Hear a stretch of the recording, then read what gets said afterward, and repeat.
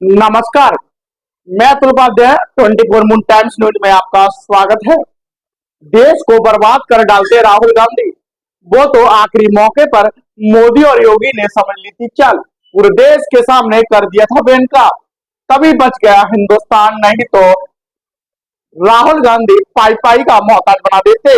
आज जो हिमाचल प्रदेश में हो रहा है वो कल को हिंदुस्तान के साथ होता, और ना सिर्फ सैलरी रुकती, अर्थव्यवस्था विपरीत हो जाती।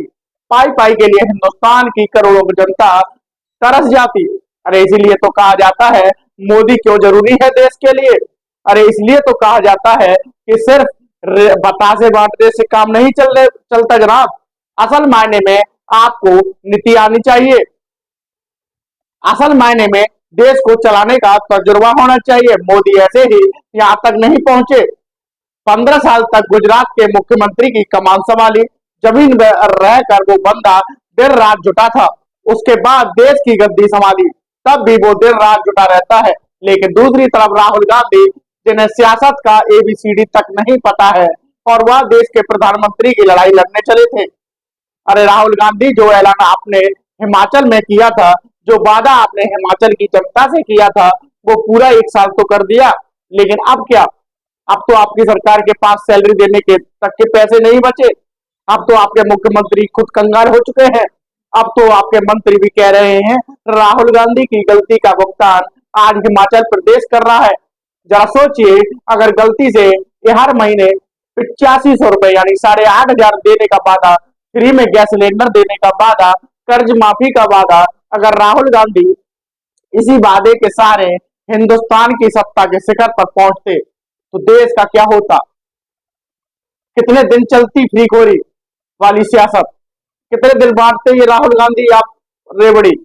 आज देश में कांग्रेस शासित राज्यों के ऐसे हालत बन गए हैं जहां अब जनता कह रही है, आगे से हाथ जोड़ रहे हैं, जनाब फ्री में आगे से कभी नहीं आएंगे हम, ये जनता कह रही है। क्योंकि हिमाचल प्रदेश में ऐसे हालात हो गए हैं। अब मैं आपको दो राज्यों की कहानी बताता हूँ।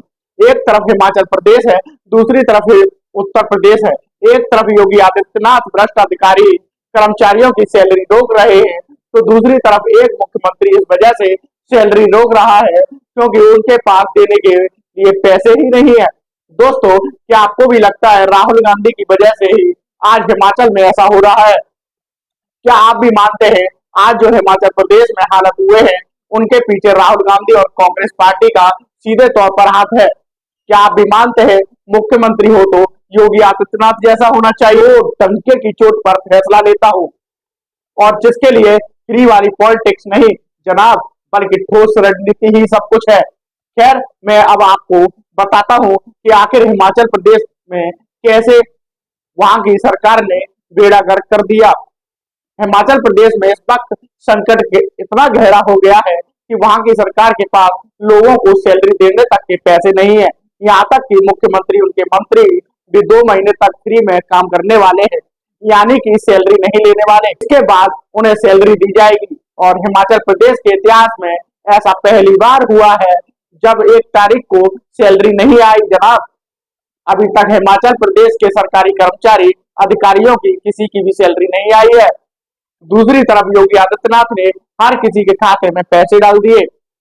2.5 लाख वो लोग जो योगी आदित्यनाथ से पंगा लेने की कोशिश कर रहे थे, जो भ्रष्टाचारों के सवालों के घेरे में थे, लेकिन उन्होंने भी जब बाबा से गुहार लगाई, कहा महाराज अगले महीने त्योहार है, जरा सा रहम करो, पूरी डिटेल आपको देंगे, नहीं तो आपके हवाले हम योगी आदित्यनाथ भी माने, और उनके खाते में भी राशि डालने की बात कह डाली है।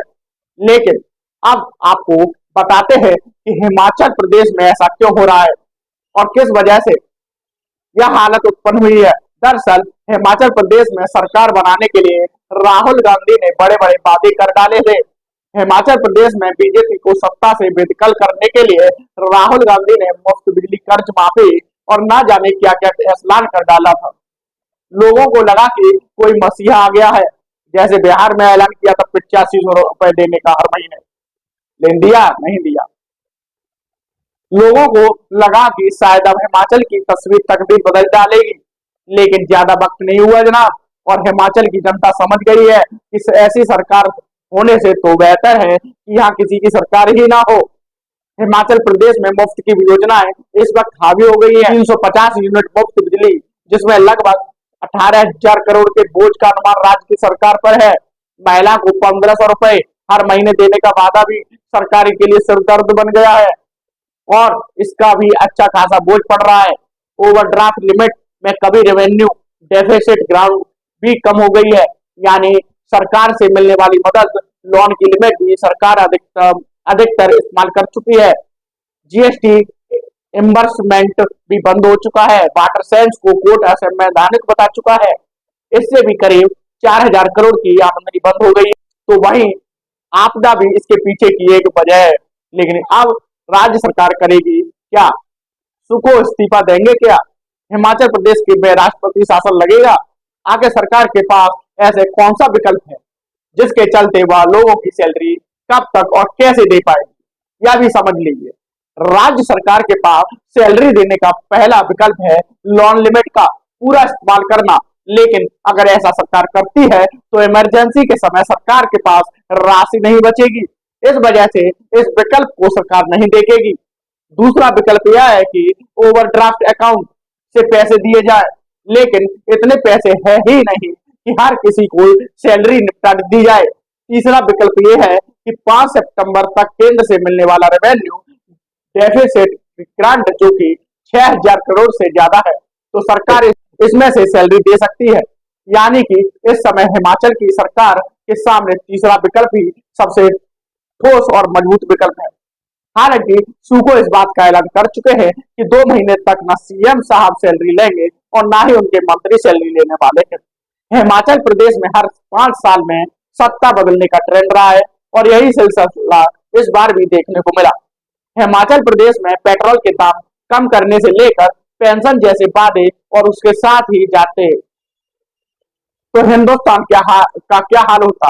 दोस्तों, क्या आपको भी लगता है राहुल गांधी का 8,500 देने का वादा हिंदुस्तान का बेड़ा कर सकता था? क्या आप भी मानते हैं कि अगर राहुल गांधी सत्ता में आते तो भारतीय अर्थव्यवस्था पूरी तरीके से जमीन पर औंधे मुंह गिर जाती? और आपकी क्या राय है? हिमाचल जैसे हालात देश के बाकी राज्यों में ना हो, इसके लिए क्या फ्री पॉलिटिक्स को खत्म कर देना चाहिए? क्या केजरीवाल से लेकर कांग्रेस पार्टी की ये सियासत, जो कि कहीं ना कहीं ये फ्री वाली जो सियासत करते हैं, उस फ्री वाले कल्चर पर चलते हैं, उसको खत्म कर देना चाहिए? क्या इसे बंद कर देना चाहिए? बड़ा सवाल तो यह है कि हिमाचल प्रदेश में यह संकट पैदा क्यों हुआ? राज्य सरकार भले ही प्राकृतिक आपदा और साथ ही बाकी आर्थिक चुनौतियों का हवाला देती हो, लेकिन असल वजह आपको समझाते हैं। हिमाचल पर अभी 86,000 करोड़ से ज्यादा का कर्ज है।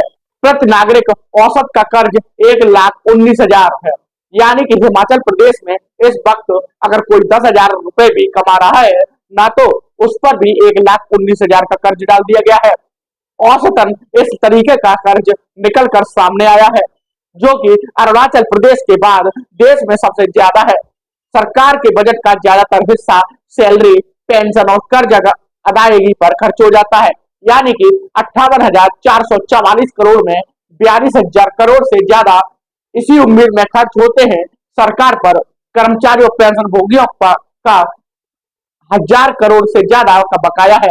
यानी कि अब सरकार चारों तरफ से घिर चुकी है। सरकार का खाता खाली हो चुका है और सरकारी कर्मचारी अब सैलरी का इंतजार कर रहे हैं। इस वीडियो में सिर्फ इतना ही। बने रहिए 24 मून टाइम्स न्यूज पर।